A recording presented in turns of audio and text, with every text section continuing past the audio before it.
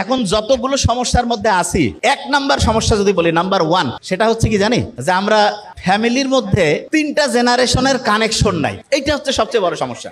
কোন কোন জেনারেশন? আব্বা আম্মার সাধারণভাবে বাবা মা যেটা থাকে, ওনার ছেলে মেয়ে, আর ওনার উপরে হচ্ছে দাদা দাদি। তার মানে দাদা দাদি বা নানা নানি, মা বাবা, সন্তান, 3টা জেনারেশন একসাথে থাকার কথা।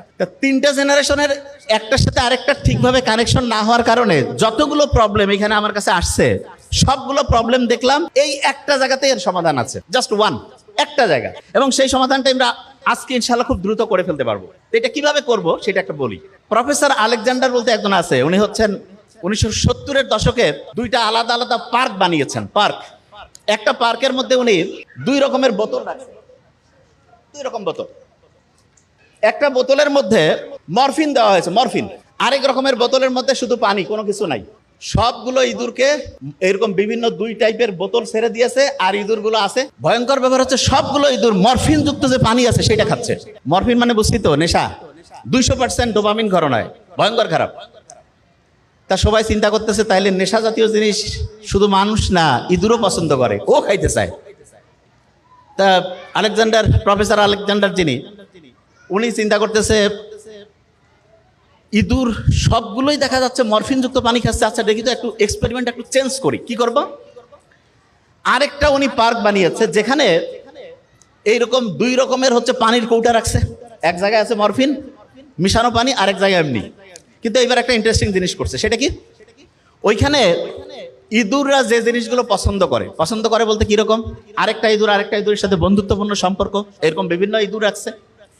এবং ওইখানে হচ্ছে মূলত র্যাট, তারা যা পছন্দ করে, তাদের পূর্বপুরুষ, তার পরের পুরুষ, এরকম বিভিন্ন রকমের হচ্ছে ইঁদুরের বংশধরকে বিভিন্ন রকম করে কমিউনিটি, একটা সোসাইটির মতো তৈরি করে দিয়েছে।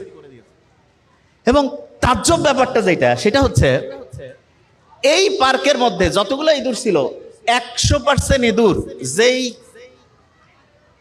বোতলের মধ্যে শুধু পানি ছিল সেই পানি খাইছে। তখন প্রফেসর আলেকজান্ডার বলতেছে, এটা তো একটা মারাত্মক ভাবনা চিন্তা।